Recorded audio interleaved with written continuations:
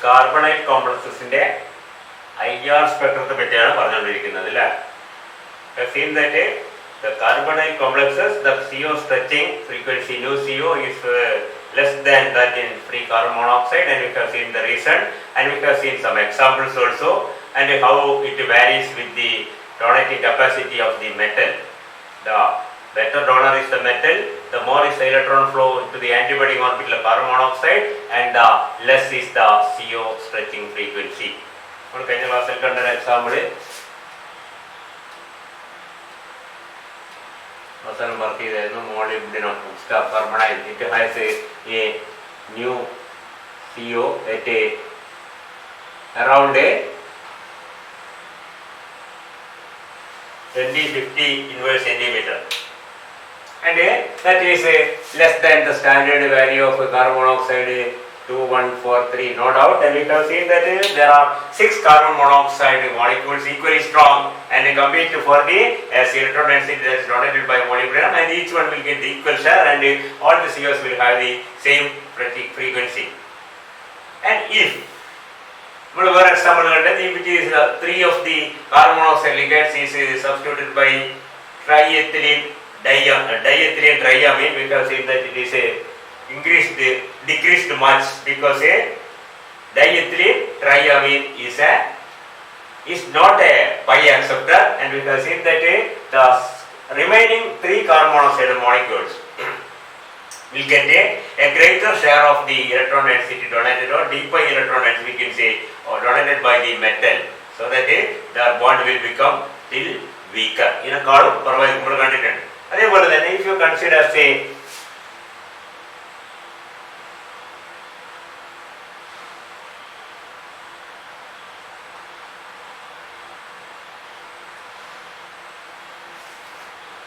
triphenyl phosphine. Triphenyl phosphine is a weaker pi acceptor than carbon monoxide, and we can see that it has a nu CO at around 1930 inverse centimeter. That is yes, we can see much less than 2050. And this reduction, yes, we can very clearly see that both CO and PPH3 are pi acceptors. But this is a poor pi acceptor. So, if 3 carbon monoxide molecules are substituted by 3 triphenyl phosphine ligands, we can see that again the remaining COs can get a better share. This is share go, and the carbon oxygen bond order lower and the new CO and the carbon oxygen bond weaker, and we can see that it is having a lesser stretching frequency compared to the hexacarbonate. 40 points. And there is a very interesting comparison. We can see that MO CO thrice and PH2, or PC can be PH as PH2 Cl thrice, MO CO thrice, PHCl2 thrice, and MO CO thrice, PCl3 thrice. So here we can see I have substituted the phenyl groups. Triphenyl phosphine. Triphenyl phosphine means a phosphorus bonded to 3 phenyl groups. This is a triphenyl phosphine. This is phosphorus and this is phenyl, and this is the ligand, that is PPH3, and the other ligand is P with a 2 pH and a 1 Cl. So chlorine is a strong electron withdrawing group. We can see that this PPH2Cl will be a better pi acceptor than PPH3 thrice. Isn't it?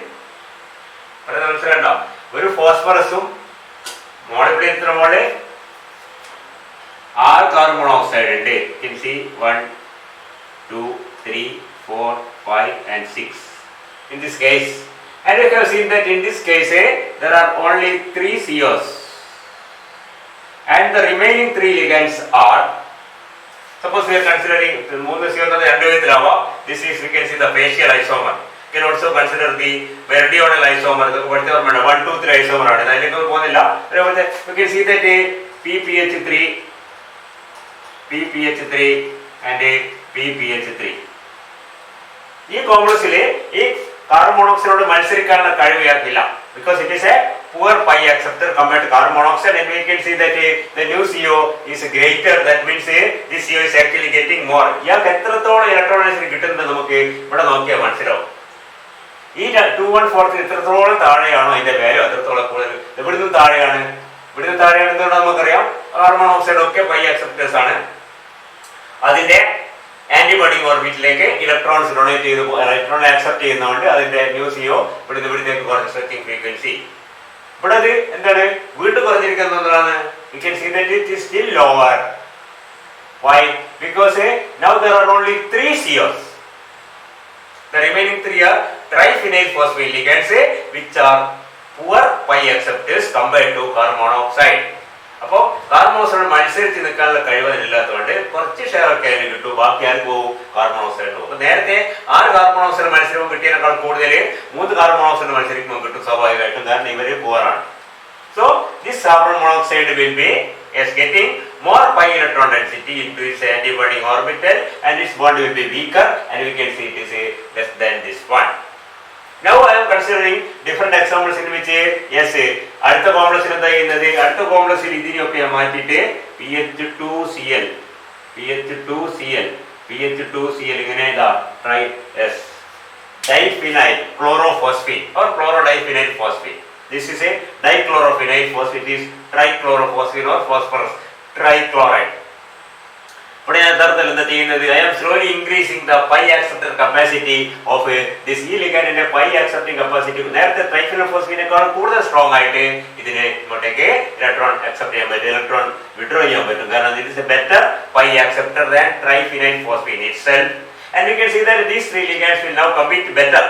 നേരത്തെ ട്രൈഫിനൽ ഫോസ്ഫിൻ ഉള്ളതിനെക്കാളും കുറച്ചുകൂടി better ആയിട്ട് compete ചെയ്യാൻ പറ്റുമായിരിക്കും S chloro diphenyl ഫോസ്ഫിൻ. അപ്പൊ എന്ത് സംഭവിക്കും, അപ്പോഴെന്താ സംഭവിക്കുക, അപ്പോഴേ ഈ CO ഫ്രീക്വൻസി ഇത്രത്തോളം താഴ്ത്താൻ പറ്റൂല.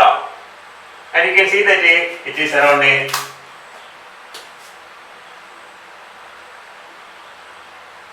1980 ഇൻവേഴ്സ് സെന്റിമീറ്റർ. എന്താ കാണുന്നത്, yes compared to triphenyl phosphine, chlorodiphényl phosphine is a better pi acceptor.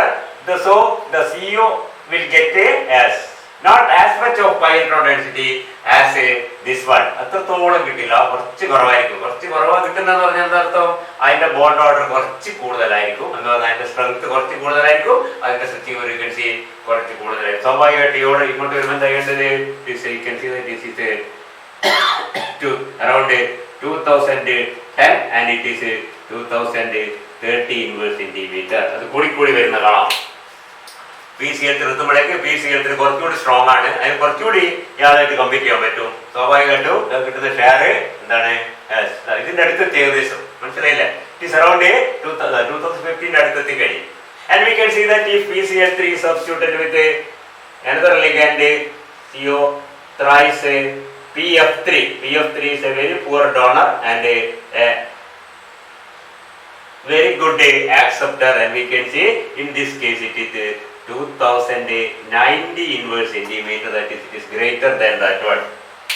ഇവിടെ 6 ആൾക്ക് കിട്ടിയത്ര ഷെയർ പോലും ഇവിടെ 3 ആൾക്ക് കിട്ടുന്നില്ല. കിട്ടിയിരുന്നെങ്കിൽ എന്താണായിരുന്നു, ഇതിനേക്കാളും താഴെ പോണായിരുന്നു, അത്രയും പോണായിരുന്നു, പക്ഷെ അതിനേക്കാളും മേലെയാണ്. Here the CO bond is somewhat be stronger compared to this one. Because the stretching frequency about 40 inverse centimeter greater than hexacarbonyl molybdenum. പറയുന്നത് clear ആകുന്നുണ്ടോ, എന്തുകൊണ്ടാണത്, because PF3 is a better pi acceptor than carbon monoxide itself. ഇതിനൊക്കെ carbon മോണോക്സൈഡിനെക്കാളും പൂർ ആയിരുന്നു. അത് ഏറ്റവും പൂർ ആരാണ്, ഇതാണ്. അതിനേക്കാളും കുറച്ചുകൂടി better acceptor ഇതാണ്, അതിനേക്കാളും ബെറ്റർ ഇതാണ്, അതിനേക്കാളും ബെറ്റർ ഇതാണ്.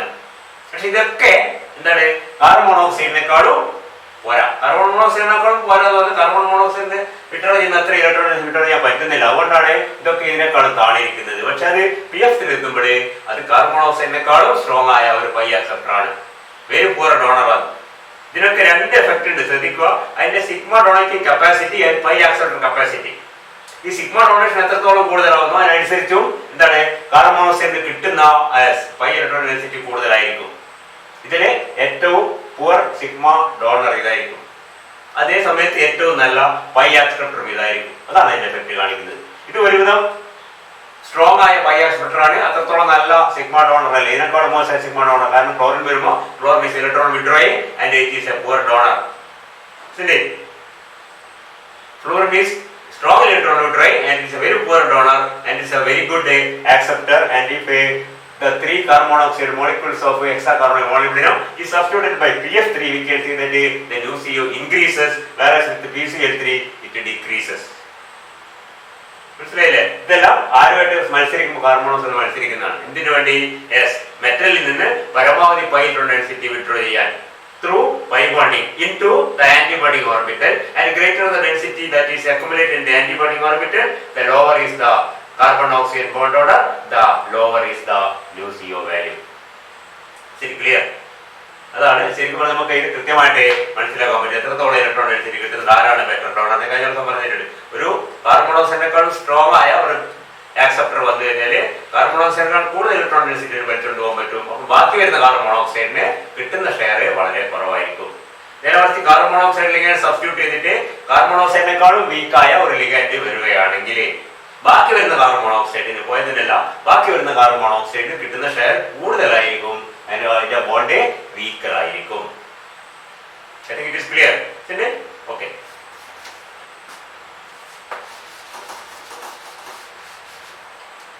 ഈ വാല്യൂസ് ഒന്നും നിങ്ങൾ അധികം കൃത്യമായിട്ട് ഓർത്ത് വെക്കുന്നതല്ല. അത് കൂടുക കുറയാന്ന് വേണം. എങ്ങനെയാണ് കൂടുന്നത്, ഏത് ഓർഡറിലാണ് കൂടുക എന്നൊക്കെ മനസ്സിലാക്കുക. Suppose you are given 1, 2 or 3 examples ആയിട്ട് in which order the new CO will increase or decrease എന്ന് വെച്ചാല് നമുക്ക് പറയാൻ പറ്റണം. ശരി, ഇപ്പൊ ഇത് ഈ 3 എണ്ണത്തിൽ ആയിരിക്കും ഏറ്റവും കൂടുതൽ ന്യൂ CO ഉണ്ടെന്ന് വെച്ചാൽ ഈ 3 എണ്ണം മാത്രം തന്നിരിക്കുക, ഇല്ലെങ്കിൽ 4 എണ്ണം തന്നിരിക്കാം. നമുക്ക് കൃത്യമായി പറയാൻ പറ്റും. കാരണം ഇത് എത്ര പേര് തരണ്ട്, ഇതിലുള്ളതിനേക്കാളും കൂടുതലായിരിക്കും. കാരണം എന്താണ്, ഇതിലൊരു ഫോസ്ഫീൻ മാറ്റിയിട്ട് ഒരു ഫിനൈൽ ഗ്രൂപ്പിനെ മാറ്റിയിട്ട് ഒരു ക്ലോറിൻ വന്നിട്ടുണ്ട്. ഇവിടെ 2 വന്നിട്ടുണ്ട്. കൂടുതൽ സ്ട്രോങ് പൈ ആക്സെപ്റ്റർ ആയിരിക്കും. ഇവിടെ 3 വന്നിട്ട് അതിനേക്കാളും കൂടുതൽ സ്ട്രോങ് പൈ ആക്സെപ്റ്റർ ആയിരിക്കും. മനസ്സിലായില്ലേ? അല്ലെങ്കിൽ ഒരു 3 എക്സാമ്പിൾ എടുക്കാം. MoCO3, PCl3, PBr3, PF3, ട്രൈബ്രോമോ അല്ലെങ്കിൽ ഫോസ്ഫറസ് ട്രൈബ്രോമൈഡ്, ഫോസ്ഫറസ് ട്രൈക്ലോറൈഡ്, ഫോസ്ഫറസ് ട്രൈഫ്ലൂറൈഡ്. ഏതിനായിരിക്കും കൂടുതൽ ന്യൂ CO? എപ്പോഴും മാറിപ്പോകാൻ സാധ്യതയുണ്ട്. നമ്മുടെ ചിന്താഗതി ശരിയാണെങ്കിലും തല തിരിഞ്ഞു പോകാൻ സാധ്യതയുണ്ട്. You can see the best pi donor, the best pi acceptor എന്താണ്, will cause a greater bond order in carbon monoxide. കാരണം പൈ ആക്സെപ്റ്റർ നല്ലതാണെങ്കിൽ കാർബൺ മോണോക്സൈഡിലേക്ക് പോകുന്ന പൈ ഇലക്ട്രോൺസിനെ പരമാവധി കുറയ്ക്കുകയും കാർബൺ ഓക്സിജൻ ബോണ്ട് ഓർഡറെ പരമാവധി കൂട്ടുകയും ഇതിനേക്കാളും കൂടുതൽ ചെയ്യുന്നത്. ഇതിന്റെ ഇടയ്ക്കായി കാര്യം വരിക PBr3 എന്നത് വരിക. ക്ലിയർ? അതുകൂടി ശ്രദ്ധിക്കാം.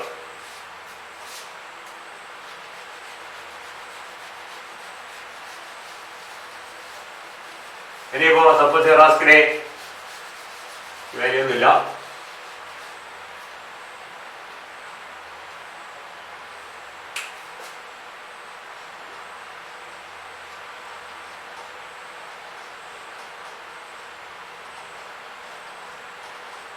trimethyl phosphine and a triphenyl phosphine. ഇതിൽ ന്യൂ CO ആർക്കാ കൂടുതൽ ഉണ്ടാവുക? Again we can see that a methyl group is electron releasing group, and we can see that it is a better donor and a weaker acceptor compared to triphenyl phosphine. സ്വാഭാവികമായിട്ടും സംഭവിക്കും, മെറ്റലിലേക്ക് പോകുന്ന electron density ഇവിടെ കൂടുതലായി, carbon monoxide like പോകുന്നത്. Because the carbon monoxide here will get a greater electron density from the metal, because PME3 is not as competent as PPH3. Because of the plus I group effect of the methyl group, you can see PME3 is a good donor and a poor acceptor. Poor acceptor എന്നാൽ ഇയാൾക്ക് കൂടുതൽ share കിട്ടും. മനസ്സിലായില്ലേ? അപ്പോൾ സ്വാഭാവികമായിട്ടും ഈ bond strong ആയി. Okay,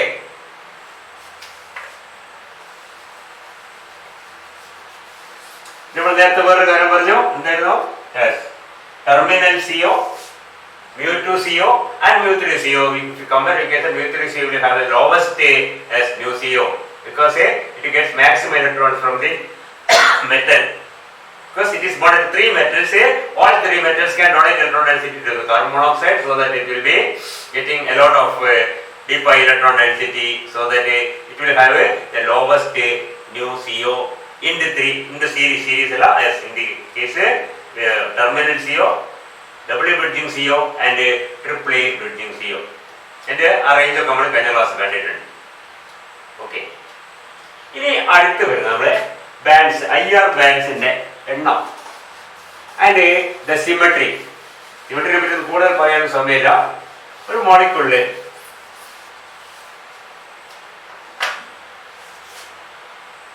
ഒരു CO വരാം, 2 CO വരാം, 3 വരാം, 4 വരാം, 5 വരാം, 6 വരാം, അല്ലേ? ഒരു CO വരാം, ബാക്കി ലിഗൻഡ്സ് സ്വാഭാവികമായിട്ടും. If you consider a complex like ML5CO, ഒരേ ഒരു CO വരുന്ന ഒരു കോംപ്ലക്സ് വരാം. 6 കോർഡിനേറ്റ് ആവും, 4 കോർഡിനേറ്റ് ആവും. ML5CO എന്ന് വിചാരിച്ചു. ഇതെന്താണ്? ഇതിലാകെ ഒരു M ഉം ഒരു CO ഉണ്ട്. ഓക്കെ, അതർ ലിഗൻഡ്സ് ആർ ഇമ്മറ്റീരിയൽ എന്തെങ്കിലും ആവട്ടെ. നമ്മളിപ്പോൾ പറയുന്നതിന്റെ നേരത്തെ പറഞ്ഞ പോലെ അതിന്റെ കൃത്യമായ പീക്കിന്റെ പൊസിഷൻ അല്ല, എണ്ണത്തെ പറ്റിയാണ്. മനസ്സിലായില്ലേ?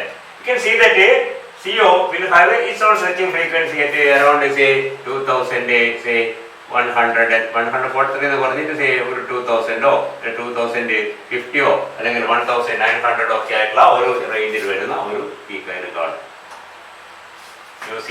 CO carbonyl stretching frequency. അത് കുഴപ്പമൊന്നുമില്ല. Suppose there are 2 COs.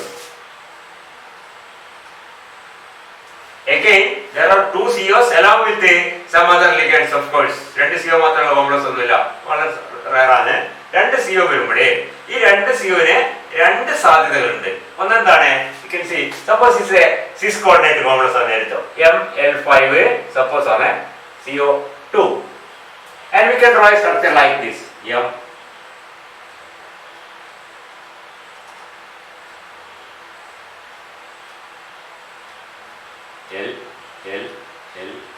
L CO CO, or നിങ്ങൾ വിശീലനം ആവശ്യം clear ആകുന്നുണ്ടാവും. L CO CO. This is actually the trans isomer and this is the cis isomer, isn't it? And we can see in this case, yes, the MLCO is a linear unit, MCO, whereas in the other case it is a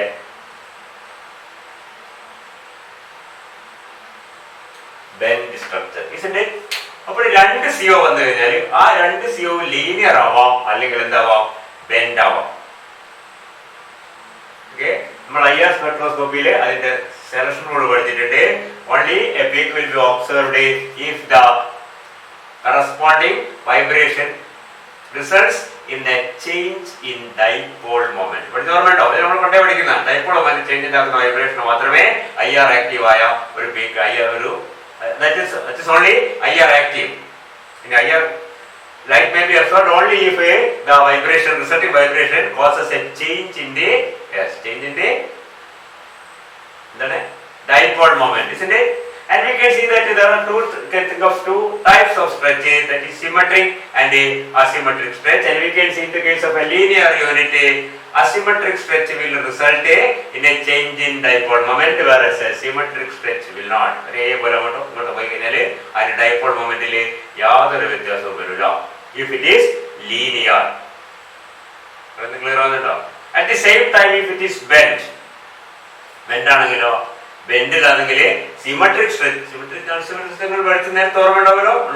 symmetric സ്ട്രെച്ചും asymmetric രണ്ടായാലും that will lead to a change in dipole moment, no doubt.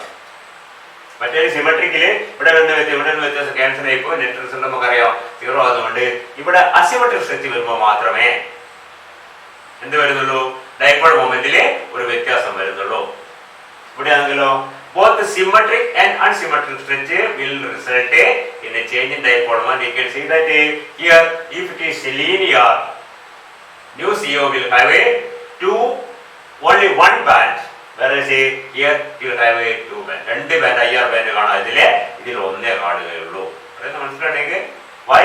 Because it is a linear unit and here symmetric stretch is IR inactive, only asymmetric stretch is IR active, whereas in the bend unit both symmetric and asymmetric stretch result in change in dipole moment will give rise to two peaks. അപ്പോൾ വളരെ എളുപ്പമാണ്. സിയോന്റെ ഭാഗത്ത് വരുന്ന peak എണ്ണം നോക്കിക്കഴിഞ്ഞാൽ ഈ രണ്ട് isomers നമുക്ക് എളുപ്പത്തിൽ തിരിച്ചറിയാൻ പറ്റും. എന്താണ് ഇത്? ലീനിയർ ആണ്. ട്രാൻസ്വേഴ്സ് ഒന്നല്ല. If this is linear you can see that yes there will be only one. മറ്റേതെന്താണോ? മറ്റേതാ സിയോന്റെ സ്ഥാനത്ത് അടുത്തടുത്ത് വളരെ ഇതായിട്ട് നമുക്ക് രണ്ട് പീക്ക് കാണാൻ പറ്റും. മറ്റേ ഇതിലാകലോ ഇതില് ഒരു പീക്ക് മാത്രമേ നമ്മൾ കാണുകയുള്ളൂ. ഇതില് ഇത് കാണാം, രണ്ടെണ്ണം കാണാം. ക്ലിയർ? നമ്മൾ ഗ്രൂപ്പ് തിയറിയിലും മറ്റേലൊക്കെ പഠിച്ചിട്ടുണ്ടോ? അതിലേക്ക് ഒന്നും പോകുന്നില്ല, വളരെ ചുരുക്കി പറയാണ്. അപ്പോൾ എന്താണ് ഈ രണ്ട് കാർബൺ മോണോക്സൈഡ് വരുമ്പോൾ തന്നെ നമുക്ക് അത് ലീനിയർ ആണെങ്കിൽ, ഞാൻ നേരത്തെ പറഞ്ഞത് ഒക്ടാഡൽ കോംപ്ലക്സിന്റെ ഭാഗമാണെങ്കിൽ ടെട്രാഡൽ കോംപ്ലക്സിന്റെ ഭാഗം ഇങ്ങനെയല്ല വരുക, അതിൽ എല്ലാം മെന്റായിട്ടാണ് വരിക. മനസ്സിലായി? ഒരിക്കലും ലീനിയർ വരില്ല. അപ്പോഴേ നമുക്ക് ഓരോരുടെ സിമെട്രി അല്ല അതിന്റെ ജോമെട്രി അറിയാമെങ്കിൽ അതിന്റെ പൊസിഷനെ പറ്റി നമുക്ക് പറയാൻ പറ്റും. മനസ്സിലായില്ലേ? ആ ടെട്രാഹെഡ്രലാണെങ്കിൽ ഒരിക്കലും എന്താവില്ല, ഈ പറഞ്ഞ ആ യൂണിറ്റ് ലീനിയർ ആവില്ല. സ്ക്വയർ പ്ലാനർ ആണെങ്കിൽ ലീനിയർ ആവാം, ബെൻഡ് ആവാം. ഇല്ലേ? സ്ക്വയർ പ്ലാനറിൽ നമുക്കറിയാം ഡയഗണലി ഓപ്പോസിറ്റ് വന്നു കഴിഞ്ഞാൽ ലീനിയർ ആണ്, അല്ലാണ്ട് വരുന്ന കഴിഞ്ഞാൽ അത് ട്രാൻസ് ലീനിയർ ആണ്, സിസ് ലീനിയർ അല്ല എന്നുള്ളത്. ഇവിടെ ട്രാൻസ് ലീനിയർ ആണ്, സിസ് ട്രാൻസ് ലീനിയർ ആണ്, സിസ് ലീനിയർ ആണ്. ഫൈവ് കോൺടാക്ട് കോംപ്ലക്സ് വരുമ്പോഴോ കുഴപ്പമുണ്ടാവും. കാരണം അതിൽ 3 ആക്സിയലും 2 ഇക്വറ്റും. പക്ഷെ ഒരു എക്സാമ്പിൾ നമുക്ക് കാണിക്കാൻ വളരെ ക്ലിയർ ആണ്. ഇത് കാണിക്കാൻ മതി. You can see that this is linear and it will give us only one beat. കാരണം പറയണം എന്താണ്, നമുക്ക് പോസിബിൾ ആയ രണ്ട് സ്ട്രെച്ചിൽ symmetric stretch is IR inactive, only asymmetric stretch is IR active, whereas in the bend unit both symmetric and asymmetric stretch are IR active. IR active അല്ലാത്തത് jamun active നമ്മൾ പഠിച്ചിട്ടുണ്ട്. അല്ലെങ്കിൽ നമുക്ക് നമ്മൾ IR സ്പെക്ട്രത്തെ പറ്റി മാത്രമേ നമ്മുടെ സിലബസിൽ സൂചിപ്പിക്കുന്നുള്ളൂ എന്ന് മനസ്സിലാക്കുക.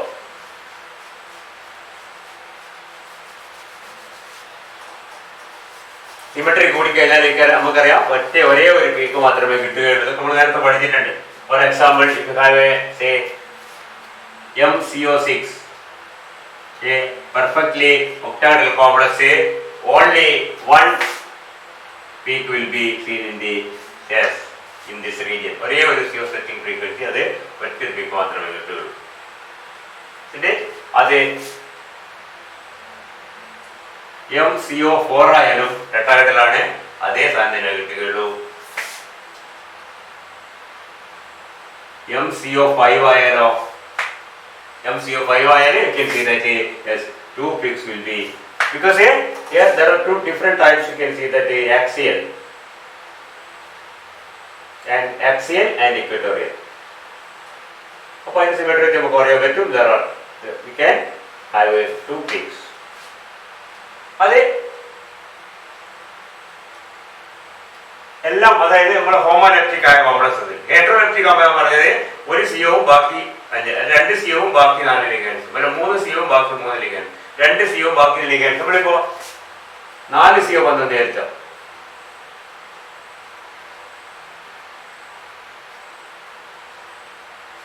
വേറെ 2 ലിഗൻസ് വന്നു വിചാരിച്ചോ, we can see that only one peak will be obtained because it is highly symmetric. It has a D4H symmetry. ആ സിമെട്രി നമ്മൾ C2V, C3V, D4H, D3H.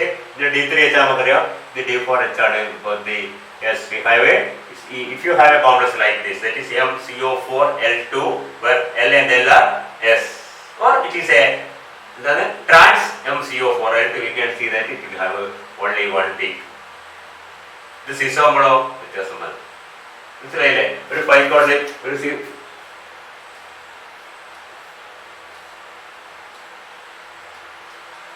ബാക്കി എല്ലാം സി വന്നിട്ട്. അപ്പോൾ അത് ഇതിന്റെ ഡീറ്റെയിൽസിലേക്ക് നമ്മൾ പോകുന്നില്ല. You can see that it has again a C4V symmetry and it will give rise to 3 different peaks. അപ്പോൾ ഓരോ ജിയോമെട്രിയിലും ഓരോ നമ്പർ ഓഫ് കാർബൺ മോണോക്സൈഡ് ലിഗാൻസിലും കിട്ടുന്ന പീക്കുകളുടെ നമുക്ക് നേരത്തെ കാൽക്കുലേറ്റ് ചെയ്യാൻ പറ്റും, നമുക്ക് പ്രെഡിക്റ്റ് ചെയ്യാൻ പറ്റും. And if can compare it with the actual observation we can say that whether it is in this structure or that structure. Starting from ഏറ്റവും എളുപ്പം നമുക്ക് ലീനിയർ 2 കാർബൺ മോണോക്സൈഡ് ലിഗാൻ വരുമ്പോഴാണ്. ഈ 2 COs are linear with metal CO linear ആണെങ്കിൽ ഒരേ ഒരു peak മാത്രമേ കാണൂ. അത് ബെൻഡ് ആണെങ്കിൽ 2 പീക്ക് കാണും. ഒന്ന് സിമെട്രിക്കും മറ്റേത് അൺസിമെട്രിക് സ്ട്രെച്ചിനും. മറ്റേ ലീനിയർ ആകുമ്പോൾ symmetric stretch is higher, inactive only unsymmetric stretch is active and you can get only one peak. അപ്പോൾ അത് വണ്ണാമത്തെ നോക്കി ഇതിൽ വേറെ ഒരുപാട് പ്രശ്നങ്ങളുണ്ട്. ചിലപ്പോൾ 2 പീക്കുകൾ തമ്മിൽ ചേർന്ന് വരാം, ചിലപ്പോൾ ഒരു പീക്ക് മറ്റേ മാസ്ക് ചെയ്ത് വരാം. ഇങ്ങനത്തെ പ്രശ്നങ്ങളൊക്കെ ഉണ്ടെങ്കിലും ഒരു പരിധി വരെ നമുക്ക് ഇതിന്റെ പീക്കിന്റെ എണ്ണം വെച്ചിട്ടോ പീക്കിന്റെ പൊസിഷനൊക്കെ വെച്ചിട്ട് നമുക്ക് അത് പ്രൊഡിക്റ്റ് ചെയ്യാൻ പറ്റും. അത് പ്രൊഡിക്റ്റ് ചെയ്യാനല്ല, കൺട്രോൾ ചെയ്യാൻ പറ്റും. ഇത് ഇന്ന് ജോമെട്രി ആണോ മറ്റേ ജോമെട്രി ആണോ, അതും കൂടെ സ്പെക്ട്രത്തിന്റെ ഭാഗമായിട്ട് വരും.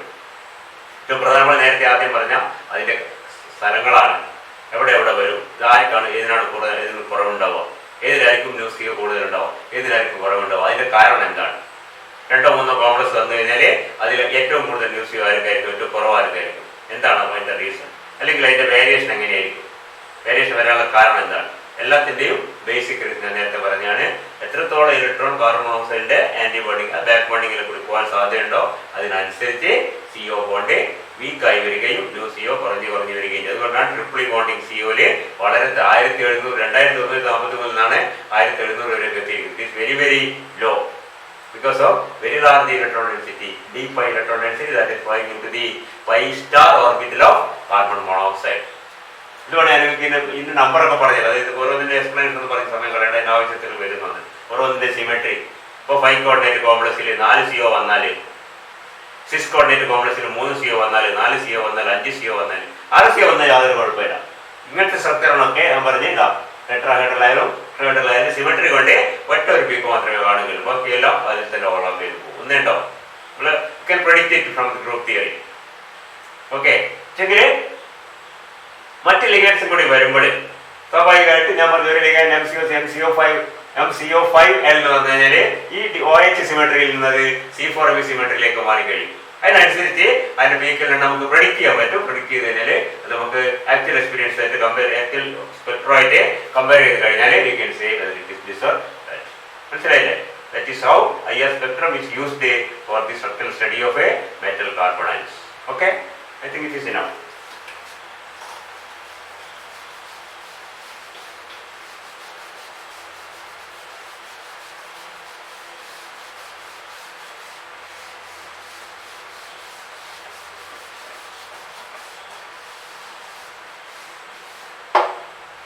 മെറ്റൽ കാർബണൈസിന്റെ കാര്യത്തിന് ഇത്രയും കാര്യങ്ങൾ മതി എന്ന് എനിക്ക് തോന്നുന്നത്. തീർന്നില്ല. അതിന്റെ IR സ്പെക്ട്രം ഞാൻ പറഞ്ഞ് മെറ്റൽ കാർബണൈസ് തുടക്കം എന്തായിരുന്നു,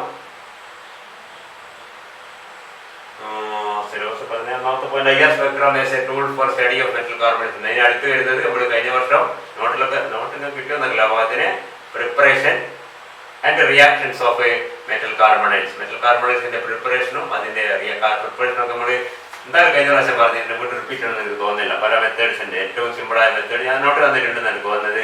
metal carbonise preparation direct combination, അപൂർവം കേസിൽ മാത്രമേ ഡയറക്റ്റ് കോമ്പിനേഷൻ നമുക്ക് പറ്റുള്ളൂ. അത് iron cobalt nickel.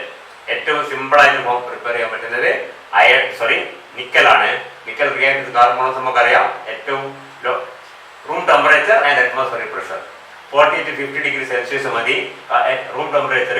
And room temperature കുറച്ചപ്പോ കുഴപ്പമില്ല, normal temperature. And of course 1 atmosphere pressure nickel react with carbon monoxide form nickel carbonate. Direct combination വരുന്ന ഒരു ഏറ്റവും നല്ല എക്സാമ്പിൾ ആണ്. പിന്നെ അയണും കോബാൾട്ടും അതിന് ഹൈ ടെമ്പറേച്ചറും ഹൈ പ്രഷറുമാണ്. 200 ഡിഗ്രി സെൽഷ്യസ് 150 atmosphere എന്നൊക്കെ പറഞ്ഞിട്ട് ഒക്കെ കഴിഞ്ഞാൽ നമ്മളത് നോട്ടിലുണ്ടെന്ന് എനിക്ക് തോന്നുന്നത്. അല്ലെങ്കിൽ നിങ്ങൾ കഴിഞ്ഞാൽ നമ്മൾ പഠിച്ചിട്ടുണ്ട് കൃത്യമായിട്ട്. പിന്നെ അടുത്തത് reductive carbonylation method. Reductive carbonation. A metal salt or metal compound is reduced in the presence of carbon monoxide. Remember, reductive carbon CrCl3 is reduced with aluminum in the presence of a carbon monoxide. What happens is as aluminum reduces CrCl3 into chromium, and chromium reacts with carbon monoxide forming CrCO6. See, other compound എന്തായിരിക്കും? AlCl3 ആയിരിക്കും.